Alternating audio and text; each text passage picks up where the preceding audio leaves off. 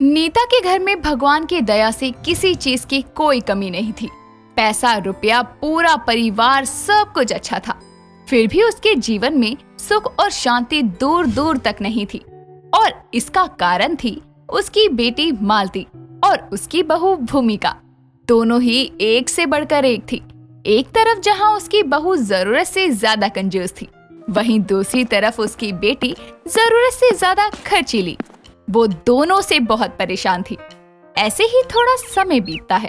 तभी एक दिन नीता अपने बेटे रुपेश और मिताली के साथ हॉल में बैठी बातें कर रही होती है।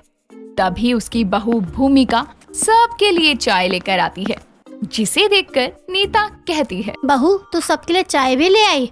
तूने दूध मंगवाया था क्या? नहीं माँ जी, दूध तो रखा हुआ था। अभी तो 2-3 बार और चाय बन जाएगी, इसलिए मैं सबके लिए चाय ले आई। 3 बार? हे भगवान बहू, आधा किलो दूध लाए 3 दिन हो गए हैं और अभी तो कह रही है 3 बार और चाय बनेगी। चाय दूध में ही बना रही है ना या खाली पानी में? अरे माँ जी, आप भी कैसी बातें करती हैं। दूध आधा किलो हो या 1 किलो, होता तो गाढ़ा ही है ना, आराम से चल जाता है। आप आधे किलो की बात कर रही हैं। मैं तो पाव भर दूध 3 दिन चला दूं, ये तो फिर भी आधा किलो था। इसका कुछ नहीं हो सकता। ये तो इतनी कंजूसी दिखाएगी कि 1 कप ढंग से चाय भी नसीब नहीं होगी। क्या हुआ माँ जी, आप चाय क्यों नहीं पी रही? बहू मैं देख रही हूँ, चाय देखने में बहुत सुंदर लग रही है। मुझे पता है माँ कि आप चाय क्यों नहीं पी रही हैं। आप यही सोच रही हैं ना कि चाय पीऊं या गरम मीठा पानी।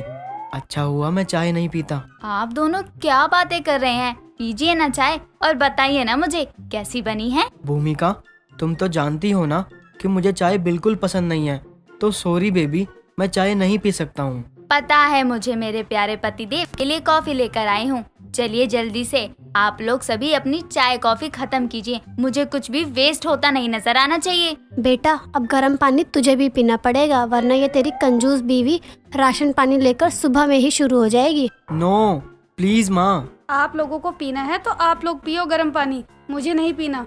मैं तो जो सच होता है वही बोलती हूँ। भैया मुझे पैसे दीजिए, मुझे कॉलेज जाना है। आप लोग अपनी बातें बाद में करना। मिताली, अभी तुमने कल ही तो पैसे लिए थे और आज फिर मांग रही हो। इस तरह पानी की तरह पैसे बहाना ठीक नहीं है। थोड़ा तो कंजूस बनो। आपकी तरह? मेरी तरह मतलब? कुछ नहीं, दोनों चुप करो। बेटा दे दे इसको पैसे, जाइए, इसको लेट हो रहा होगा। जी माँ, अभी देता हूँ। सही कहा आपने। अपनी बहन मिताली को पैसे देकर रुपेश ऑफिस के लिए चला जाता है। साथ ही मिताली भी अपने कॉलेज के लिए निकल जाती है। ऐसे ही समय बीतता है।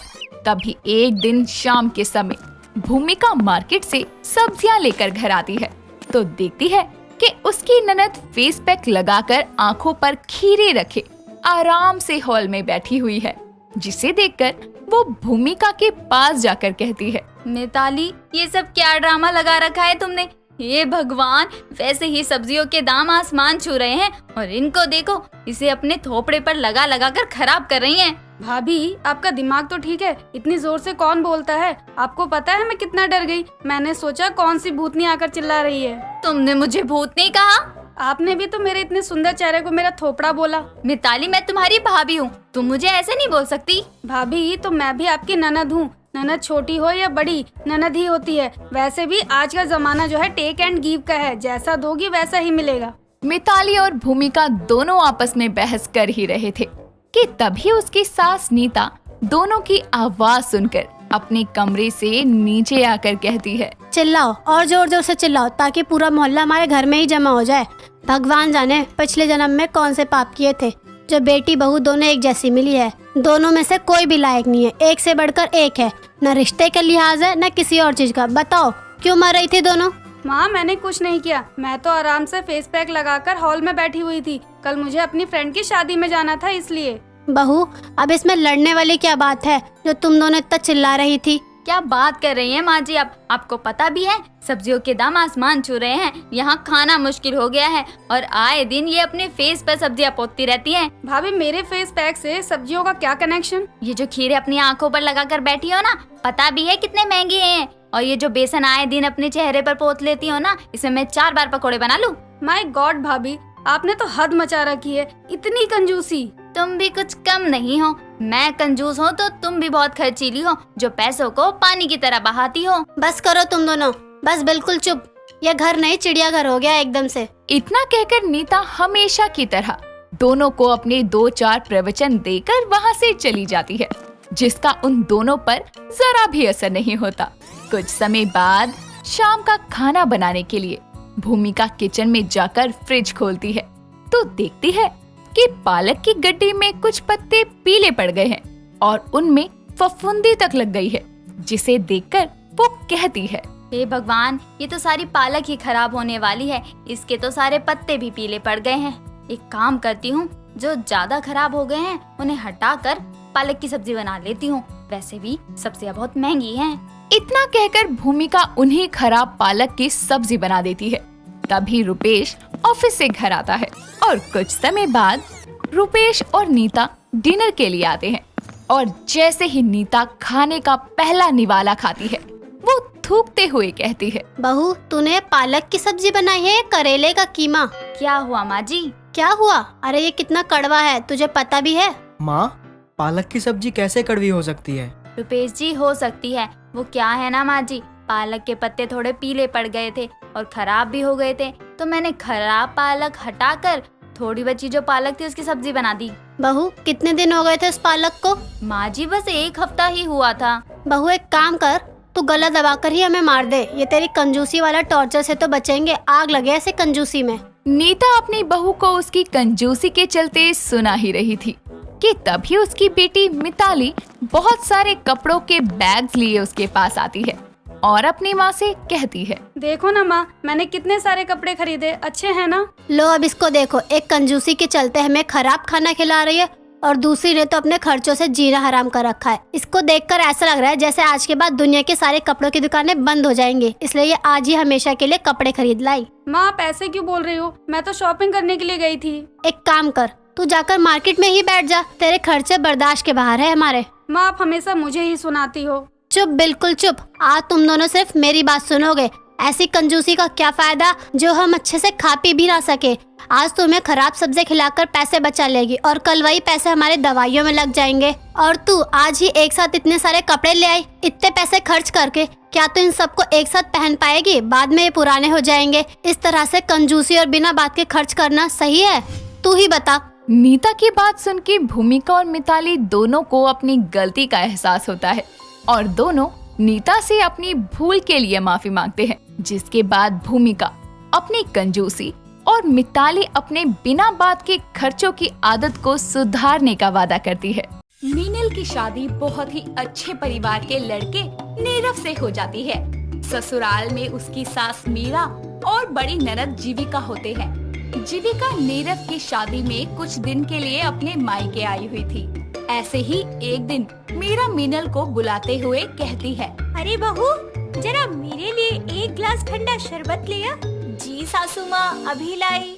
इतना कहकर वो किचन की तरफ जा ही रही होती है कि तभी उसे जीविका हाथ में शरबत लेकर आती हुई दिखाई देती है और जीविका अपनी माँ को शरबत देती है।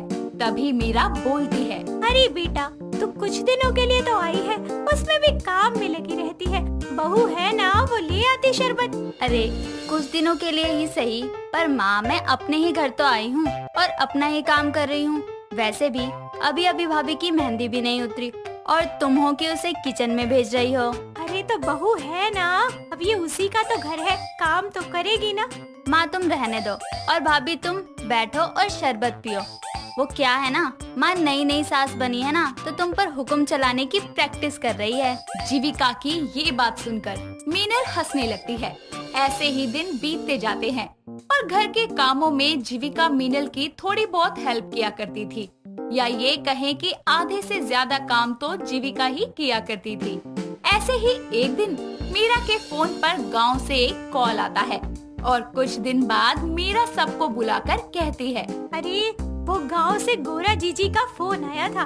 शादी में किसी कारणवश वो आ नहीं पाई, इसीलिए कल यहाँ आ रही है। गौरा माँ से आ रही हैं। अच्छा है माँ, वैसे भी मेरी शादी के बाद अब उनसे मिलूंगी मैं। ठीक है माँ, मैं शाम को ऑफिस से आते हुए उन्हें पिक कर लूँगा। जिसके बाद सब खाना खाकर सो जाते हैं और अगले दिन जीविका और मीरा अच्छे से सारे घर को साफ कर देते हैं। शाम होती है। नीरव गोरा मौसी को लेकर घर आता है, जिसके बाद मीरा बोलती है, अरे जीजी, स्वागत है आपका इस घर में। बड़े दिनों बाद दर्शन दिए हैं। जल्दी से जाने नहीं दूंगी इस बार आपको। अरे छोटी, अभी मैं आई नहीं कि तूने जाने की बात कर दी। मोको लग रहा है कि तुझे आने की कोई खुशी ना भई। अरे जीजी, कैसी बातें करती हो? वो दोनों आपस में बातें कर ही रही होती है कि तभी वहीं मीनल की नजर अपनी मौसी सास के सामान पर जाती है और वो धीरे से बोलती है, सामान देखकर तो लग रहा है कि जैसे जन्मों के लिए बसने आई हो। यही समझ लो भाभी, कुछ दिनों में आपको भी समझ आ जाएगा कि गौरा मासी किसी आम खेत की मूली नहीं है। अरे तुम ननद भाभी का खुसुर पुसुर कर रही हो? कुछ नहीं मासी, मैं तो भाभी को बस आपके बारे में बता रही थी। अच्छा, तो ये है नीरव की लुगाई। सकल सूरत से तो सुंदर बहू लाई है तू छोटी। अरे बहुरिया, का टुकुर टुकुर देख रही है? इधर आ और अपनी मौसी सास का आशीर्वाद ले।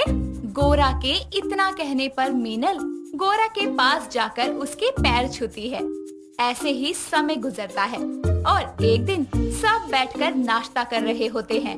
तभी गोरा टेबल पर रखे हुए खाने को देखकर बोलती है, ये लो, अब तुम को ये ब्रेड, फल और सूखी सब्जी खिलाएगी का? छोटी, अरे तू तो जानती है कि नाश्ते में जब तक आलू की तरी वाली सब्जी और पूड़ी नहीं खाती, मेरे पेट की तो ज्वाला ही नहीं बुझती। वो क्या है ना जीजी, खाना बहू ने बनाया है तो उसे बताना भूल गई थी कि आप क्या खाती हैं। पर आप चिंता मत कीजिए, मैं आपके लिए दूसरा खाना बनवा देती हूँ। रुक जा, सास बन गई है लेकिन अकल अभी भी बहुओं वाली ही रखती है। और तू अब तक यहीं खड़ी है? तुझे तो मेरे बोलते ही किचन में होना चाहिए था। जी, मैं अभी जाती हूँ। हाँ भाभी, चलो मैं भी आपकी मदद कर देती हूँ। अब तू क्या उसका हाथ पकड़कर खाना बनवाएगी? यहीं बैठ के 2-4 फल काट दे मेरे लिए। जिसके बाद जीविका वहाँ चुपचाप बैठ जाती है और मीनल जल्दी जल्दी खाना बनाने लगती है। कुछ देर में आलू की सब्जी और पूरी लाकर वो अपनी मौसी सास के आगे रख देती है और उसके बाद मौसी खाने लगती है। पूरियां तलते तलते मीनल के पसीने छूट जाते हैं, पर गोरा का पेट ही नहीं भरता। आखिर में गोरा खाना खत्म करके डकार लेते हुए बोलती है, सब्जी में थोड़ा तीखा कम था और पूड़ी में तेल ज्यादा था, पर क्या करती, भूख लगी थी तो जैसे तैसे खा ली। पर देख बहुरिया, दोपहर के खाने में दाल चावल और एक सब्जी बना दियो बढ़िया सी। इस बुढ़िया का पेट है या कुआं जो भरता ही नहीं, ऊपर से बोलती है कि स्वाद नहीं है। अरे इतना ठूस गई, हे भगवान, ये मेरी मौसी सास है या कोई आदि मानव? अब तो बेचारी मीनल का आधे से ज्यादा समय मौसी सास की आओ भगत करने में ही बीत जाया करता था। फिर कुछ दिन बाद जीविका भी अपने ससुराल चली जाती है। ऐसे ही एक दिन मीनल सारे घर का काम खत्म करके आराम से टीवी देख रही थी। तभी उसके कानों में गोरा की आवाज पड़ती है, बहुरिया, ओ बहुरिया, जरा यहाँ आकर मेरे बालों में तेल लगा दे। इसको बिना 2 पल का चैन नहीं है। मतलब बंदा ना आराम से नहीं बैठ सकता, कोई ना कोई काम करता ही रहे बस। जी मौसी सासू माँ अभी आई। अरे पैर में मेहंदी लगी है क्या जो आने में इतनी देर लगा दी? वो संतरा मुझे पकड़ा दे और मेरे सर में तेल लगा दे। मीनल उसे संतरा देकर उसके बालों में तेल लगाने लगती है और गोरा संतरा खाकर छिलका वहीं फेंक देती है, जिसे देखकर मीनल मन में बोलती है, फैला लो, 2-4 फल और खा लो, उसके छिलके भी फैला देना ताकि मैं सारा दिन झाड़ू मारती रहूं। अरे तेल क्या तेरे दहेज में आया था? जी नहीं मौसी। तो लगाने में इतनी कंजूसी क्यों कर रही है? अच्छे से लगाना। और हाँ, थोड़ी देर में मेरे लिए बढ़िया सी लस्सी बना दियो मलाई मार के, और आधे घंटे बाद एक कड़क सी चाय पिला दियो। पर मौसी, लस्सी के बाद चाय कैसे पियेंगी आप? अरे तुझे उससे क्या, और बड़ों से फालतू सवाल नहीं पूछते। तेरी माँ ने सिखाया नहीं क्या तुझे? चल अब जल्दी जल्दी हाथ चला। कुछ देर बाद मीनल अपने कमरे में जाती है जहाँ नीरव भी था, जिसके बाद वो खुद से बोलती है, हे भगवान, मुझ पर रहम कर। आखिर पिछले जन्म में मैंने ऐसे कौन से पाप कर दिए थे जो सजा के रूप में मुझे ये मौसी सास दे दी? क्या हो गया जो भगवान को याद कर रही हो? अरे क्या हो गया ये पूछो, क्या क्या नहीं हुआ। अरे तुम्हारी मौसी सास किसी खेत की मूली नहीं बल्कि कद्दू है, और वो भी बड़े वाला। अरे उनके मिजाज का तो कुछ पता ही नहीं चलता, कभी ये चाहिए कभी वो चाहिए। अरे खाने से तो जैसे उनका पेट ही नहीं भरता, सारा दिन मैं बनाती रहूं और वो खाती रहे। भैंस है, सारा दिन चरती है। अरे यार, मौसी हमेशा से ही ऐसी हैं, तभी तो माँ भी उनके सामने ज्यादा नहीं बोलती। और वैसे भी इतने दिन काटे हैं, थोड़ा वक्त और सही। इतना कहकर नीरज उसे समझा तो देता है, पर कहते हैं ना, जिस पर बीतती है असली दर्द वही जानता है। अपनी मौसी सास के नखरे उठाते उठाते मीनल बेहाल हो जाती है और एक दिन मीरा बाजार से कुछ साड़ियाँ लेकर आती है और बोलती है, अरे जीजी देखो ना, मैं आपके लिए बनारसी साड़ी लाई हूँ। ले बहू, ये साड़ी मैंने तेरे लिए पसंद की है। थैंक यू सासू माँ, साड़ी तो बहुत सुंदर है। अरे छोटी, ऐसी बनारसी साड़ी तो न जाने कितनी है मेरे पास, पर मुझे तो ये बहुरिया वाली साड़ी बहुत भा गई। पर कोई नहीं, तू तो ये इसके लिए लाई है ना। अरे नहीं नहीं जीजी, अगर आपको वो साड़ी पसंद है तो वो ले लीजिए। बहू, जीजी को साड़ी दे दे। अब तो इतना कह रही है तो रख लेती हूँ, और ये बनारसी साड़ी भी ले लेती हूँ, तो इतने प्यार से जो लाई थी मेरे लिए। साड़ी देने पर मीनल का मुंह बन जाता है और कुछ दिन बाद जब मीनल सब्जी लेने के लिए मार्केट जाती है और वापस लौटती है तो सीधा किचन में जाकर काम करने लगती है और खुद से बोलती है, मुझे आए 15 मिनट हो गए, लेकिन अभी तक मौसी सासू माँ की आवाज नहीं आई। कहीं बुढ़िया खिसक तो नहीं गई? अरे नहीं नहीं, ऐसा तो नहीं हो सकता। एक काम करती हूँ, सासू माँ से पूछ लेती हूँ। इतना बोलकर वो हॉल में जाती है और मीरा से बोलती है, सासू माँ, वो मौसी सासू माँ कहीं दिखाई नहीं दे रही। आस पड़ोस में गई है क्या कहीं? अरे पड़ोस में नहीं गई, जीजी गाँव वापस चली गई है। कोई जरूरी काम आ गया था, इसीलिए जल्दी से निकल गई। क्या चली गई? सासू माँ, आप मजाक तो नहीं कर रही? देखिए मुझे यकीन नहीं हो रहा, सच सच बताइए। अरे जीजी के जाने के बाद तो बोरा गई है क्या? कहा तो वो चली गई है। आशा के इतना कहते ही मीनल उसके गले लग जाती है और ये सोचते हुए चैन की सांस लेती है कि आखिरकार मौसी सास नाम की बला से पीछा तो छूटा।